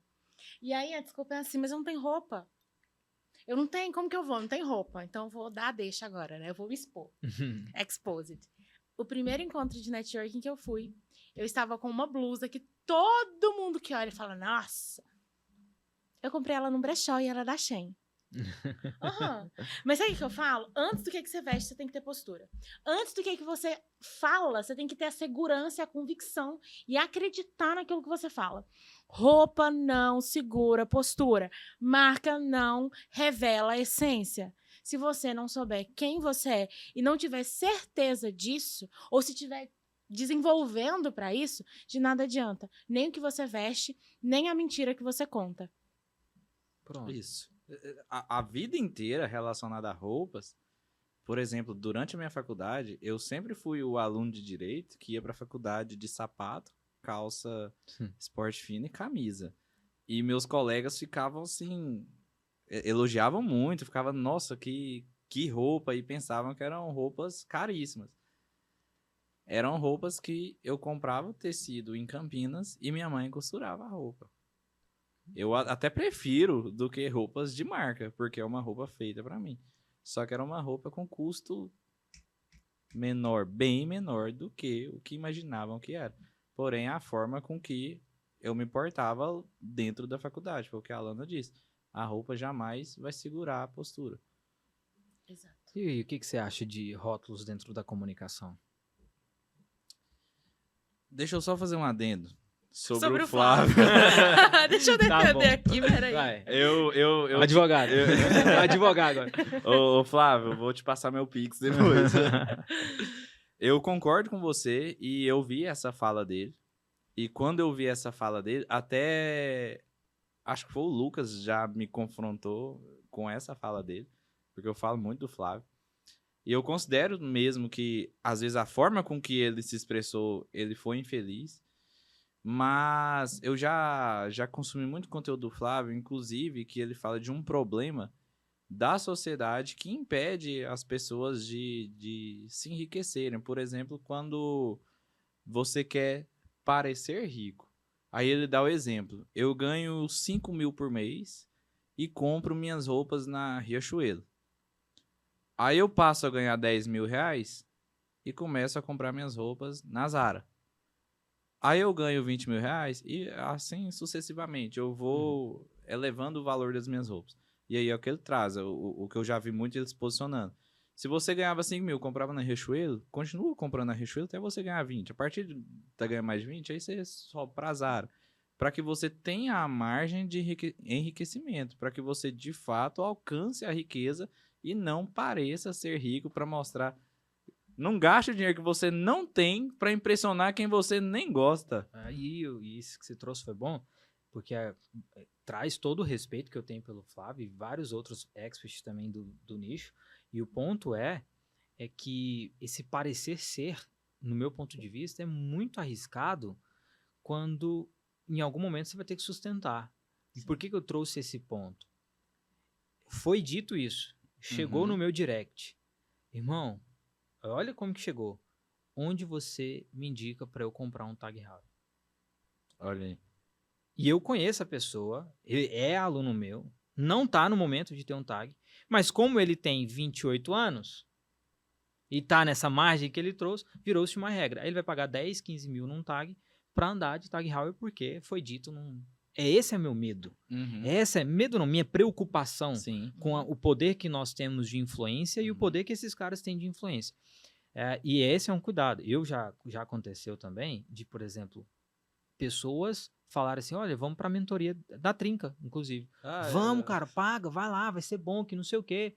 Eu falei, vou. Aí chegar lá naquele dia, vai ter um jantar, vai no jantar no lugar mais caro de São Paulo, em que o meu prato vai ficar R$ 1.500, e eu vou ficar pensando, nossa, R$ 1.500 é 3 meses de fralda do meu filho com leite lá.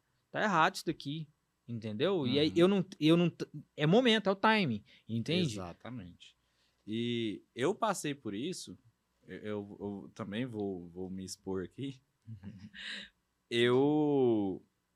Desde que eu tinha muita pressa de me formar, para começar a trabalhar na advocacia, para abrir meu escritório, para começar a ganhar meu dinheiro. Antes, durante a faculdade, eu já trabalhava. Eu e o meu irmão Rogério, que é o meu irmão que faleceu, a gente tinha um gadinho, umas vacas. A gente criava junto. Eu dava aula de violão. Mas eu tinha pressa de me formar para começar a trabalhar na advocacia e juntar o meu dinheiro. E eu abri o meu escritório. O primeiro ano foi bem difícil. Tiveram alguns meses da gente tirar dinheiro do bolso para pagar as despesas do escritório. E quando eu comecei a, de fato, ter lucro, juntar o meu dinheiro, por exemplo, algo que é simbólico, um iPhone. Eu fui comprar um iPhone, eu tinha 2 anos e meio de escritório. Porém, eu já tinha inúmeros colegas que andavam de bicicleta, Mas...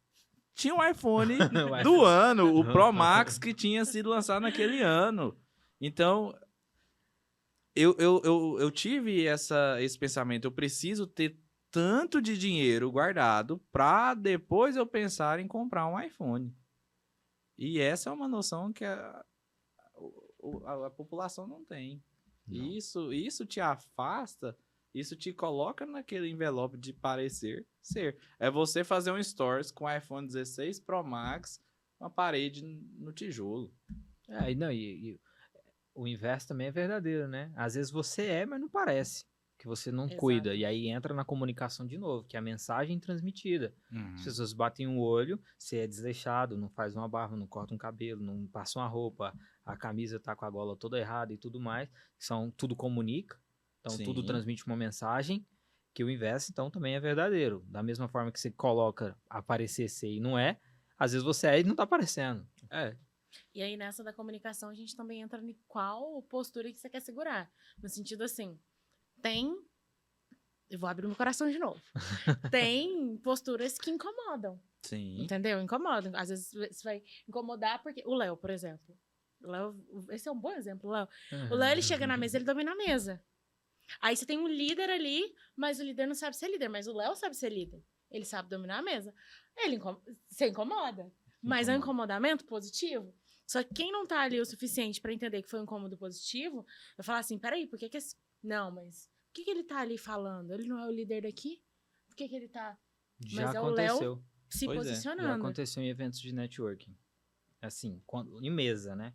Eu tenho, não parece, mas eu tenho uma introspecção ativa. Eu sou introspecto. Chego nos lugares, fico mais de canto, mas quando estar à mesa, vamos sentar na mesa, geralmente eu me destaco. Sim. Pela minha história, pelo que eu faço, enfim. E já aconteceu num episódio como esse, de participar de um evento de networking, eu chegar, super comunicativo, todo mundo olhando pra mim, me ouvindo, nossa, que história massa, que legal, tô gostando.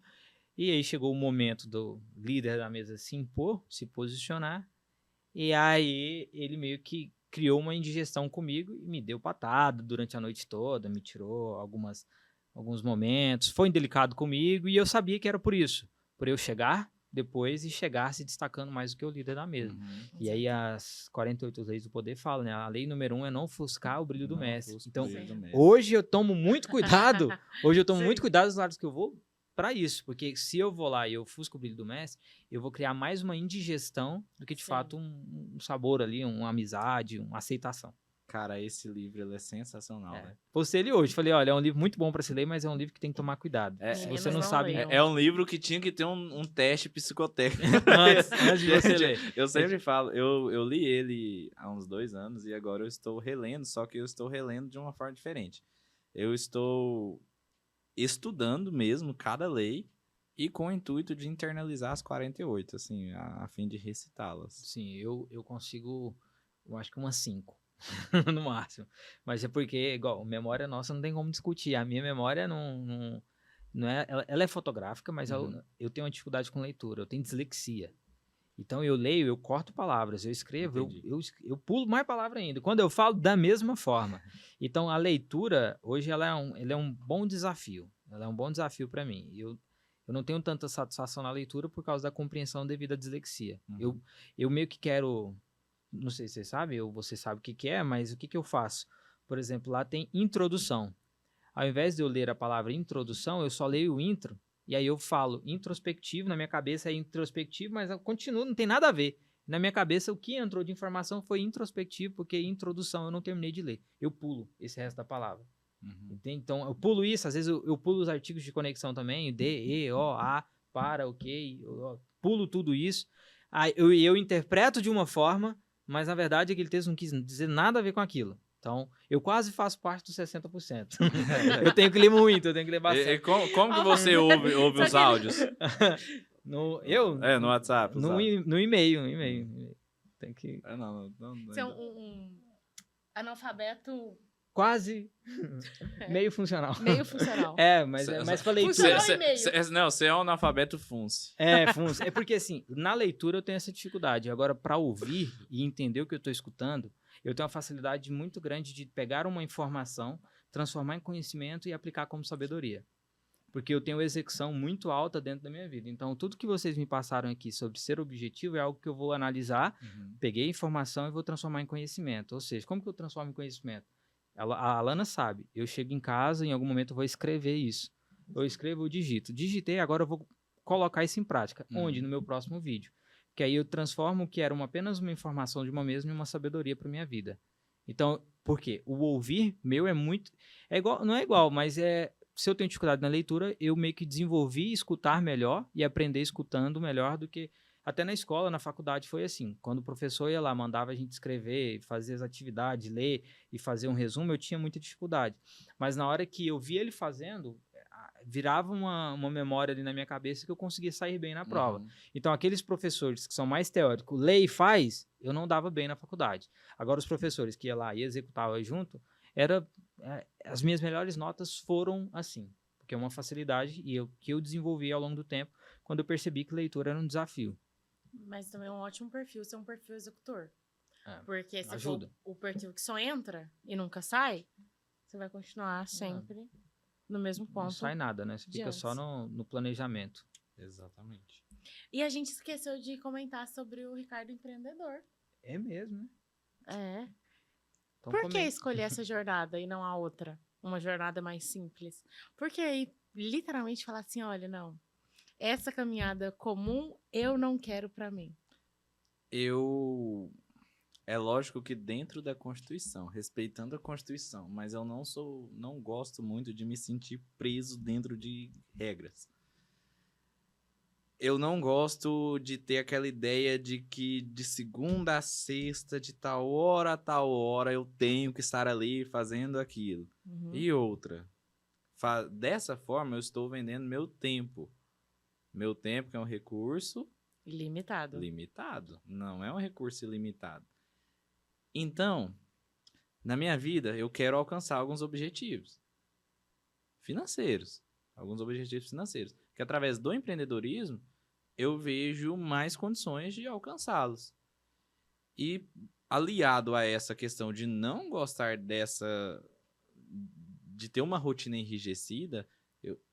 Eu escolhi o empreendedorismo. Eu sempre tive clareza sobre o empreendedorismo. Desde o dia que eu entrei na faculdade de Direito, eu sabia que eu queria abrir o escritório.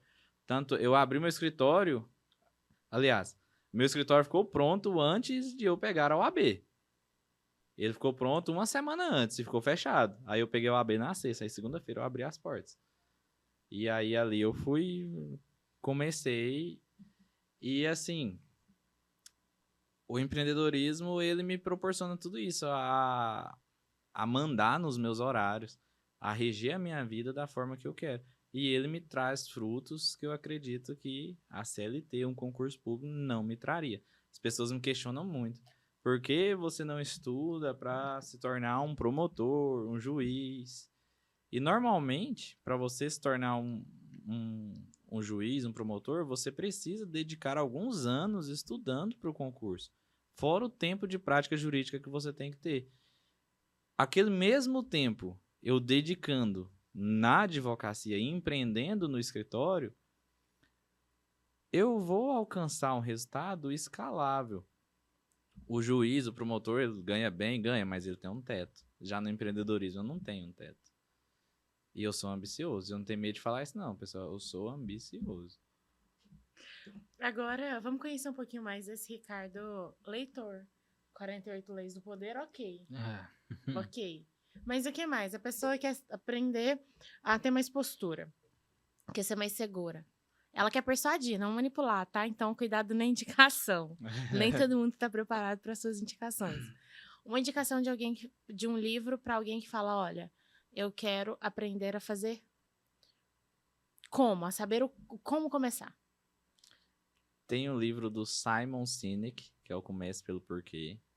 Ele foi, se eu não estou enganado, o 3º ou 4º livro que eu li lá na pandemia. A pandemia virou essa chave na minha cabeça de começar a ler os livros de desenvolvimento pessoal, finanças. Simon Sinek e também do Paulo Vieira, O Poder da Ação. É um livro muito prático, te traz tarefas. São 2 livros que, para esse start, são os que eu mais gosto, para indicar que eu vejo que mais surtiram efeitos para mim. E um que é perda de tempo? Um que é perda de tempo, ele é de um brasileiro que é como negociar qualquer coisa.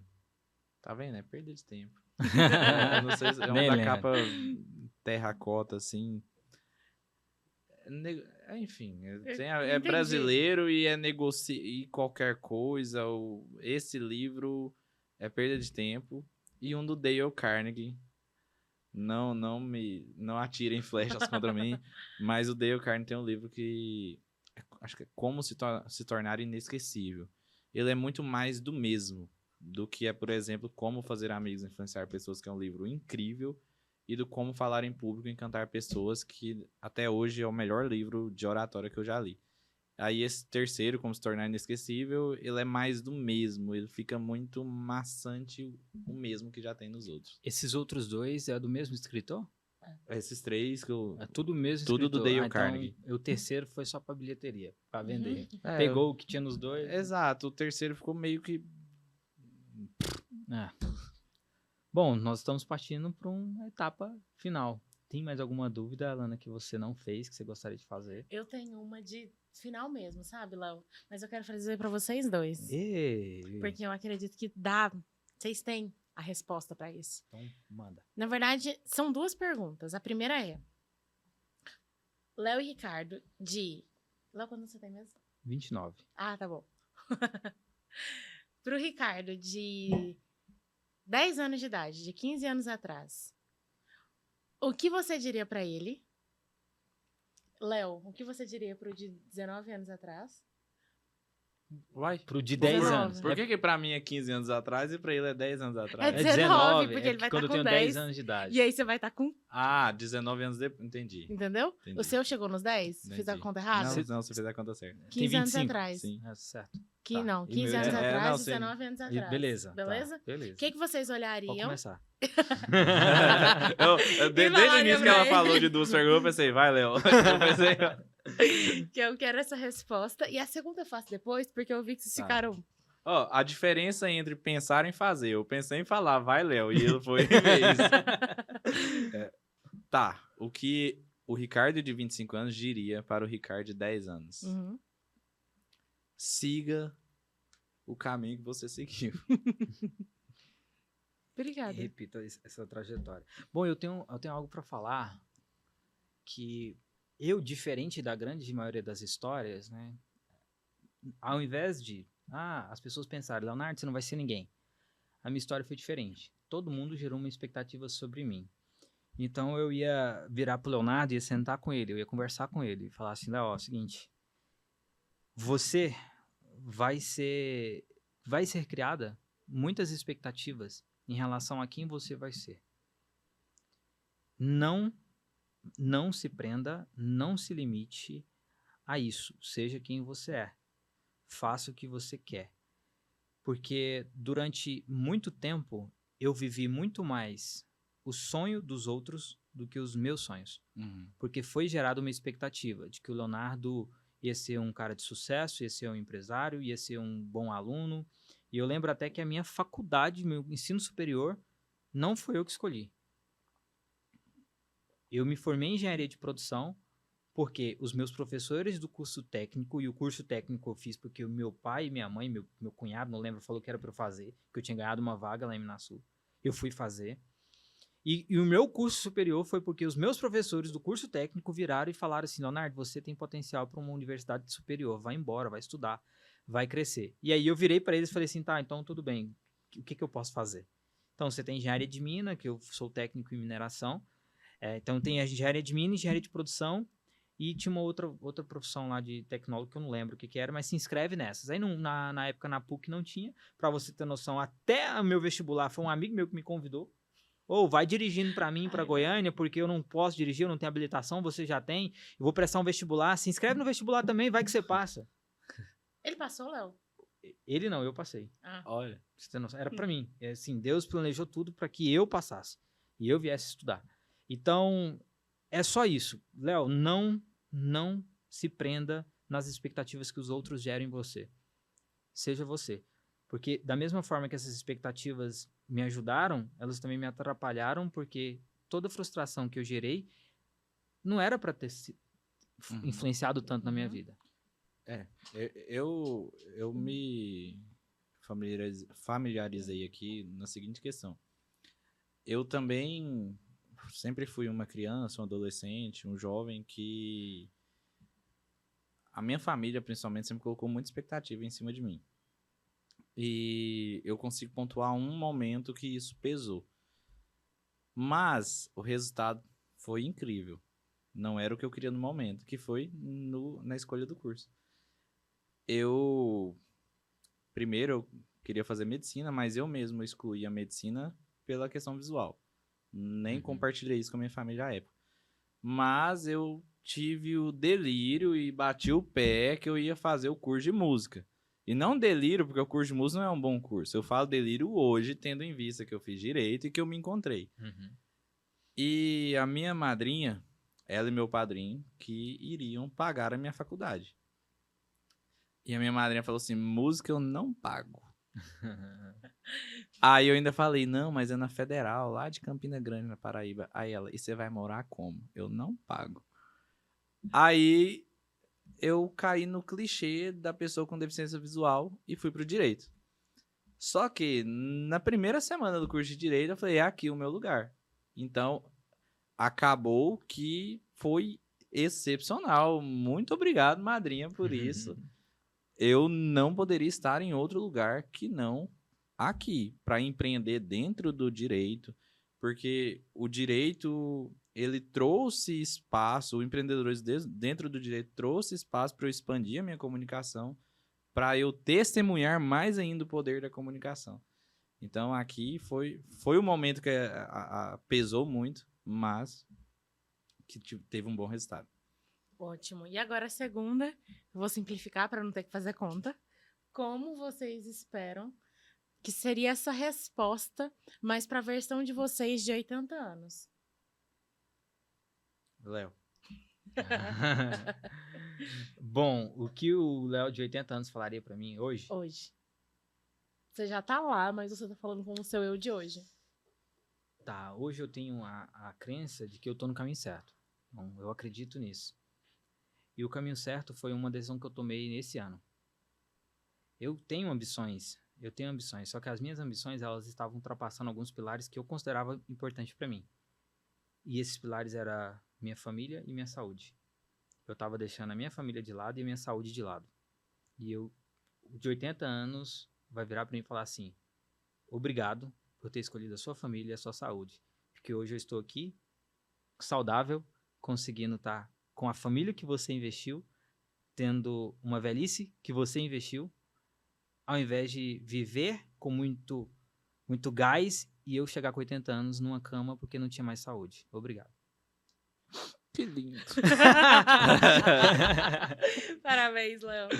É incrível. E eu ainda não tenho a minha família criada por mim, né?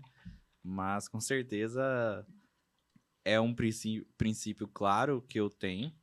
Tanto é que eu até brinco com a Alana, falo, Alana, eu tô no momento de não dormir à noite, de correr atrás, porque eu sou solteiro e estou jovem.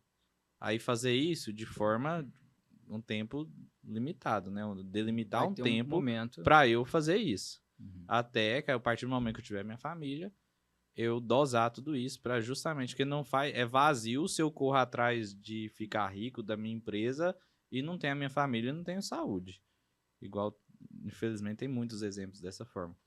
Então, o Ricardo de 80 anos, ele falaria pro Ricardo de 25, parabéns, siga em frente. Fico muito feliz que você não se acomodou, que você sempre quis, começava a entrar em uma zona de conforto, você saia dela. E o maior start que eu vejo sobre isso, sobre sair da zona de conforto, foi eu ter saído de Santa Terezinha e vindo para Goiânia. Foi 20 dias do dia que eu tive a conversa com o Lucas, do dia que eu estava morando em Goiânia. E lá eu morava com minha mãe, tinha comida, roupa lavada, estava ganhando meu dinheirinho no escritório, não tinha despesa obrigatória. E ter mudado para Goiânia, eu assumi tudo isso, perdi tudo isso, tive que aprender a cozinhar para sobreviver, mas foi a melhor decisão que eu tomei na minha vida até hoje. Muito bom. Obrigado por essas perguntas, Alana. Eu acho que foi extremamente reflexiva. Você também que ouviu, eu quero que você responda aí. Coloque em pauta as duas perguntas, para o de 10 anos e o que o de 80 falaria para você hoje. Me trouxe até reflexões fortes aqui, deu uma leve tremida, emocionada, porque isso me volta para o meu propósito, para aquilo que eu defini para minha vida, me faz lembrar de quem eu sou. Eu quero agradecer ao Ricardo, à Alana. A Alana vocês vão ver aqui direto, tá, gente? Vocês não precisam se preocupar, não. Ela tá aqui comigo, ela é do Pode Posicionar. Agora, o nosso convidado, Ricardo, foi um prazer conhecer a sua história. Estou muito feliz mesmo. Eu acho que foi de muito proveito para mim, para minha vida, ouvir um pouco mais de você. Sabe aquela injeção de ânimo que a gente precisava? Sim. Uma história como essa foi o que você viu para mim aqui hoje. Muito obrigado. Espero que você tenha conseguido também aqui desenvolver, trazer coisas que melhorassem a sua vida também, que aqui é uma troca, né? E a Alana, querem falar alguma coisa? Eu quero deixar claro aqui, externalizar a satisfação que é para mim estar aqui, poder participar do Pode Posicionar e ressaltar o quão eu gostei desse bate-papo, o quão somou para mim conhecer o Léo.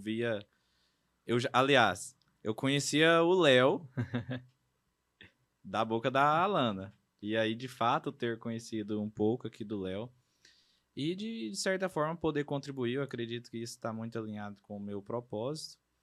E deixar uma mensagem para vocês que sigam os sonhos de vocês, não se prendam a expectativas que não sejam as suas. E, independente, a todo o caminho terão obstáculos, terão pedras. Utilize esses obstáculos, utilize essas pedras como forma de te elevar, de te forjar, te deixar mais forte para você chegar no objetivo que você estabeleceu. Muito obrigada, Léo. Obrigada, Ricardo, por estar aqui. Foi uma experiência maravilhosa. E para você que está de casa, aproveita quando o Léo compartilhar esse conteúdo e comenta embaixo, quero a Alana novamente. Pra gente continuar por aqui, mas independente disso, que troca maravilhosa. Muito obrigada. Aprendi muito. Gostei muito de estar aqui. Foi muito leve. Devo dizer que foi um dos podcasts que eu fiquei mais tranquila, assim. Mais à vontade. Me senti em casa, Léo. Que Obrigada bom. pela hospitalidade. Ricardo, obrigada por compartilhar com a gente. E eu agradeço a todos que ficaram até aqui. Meu muito obrigado a você que acompanhou e até o próximo episódio.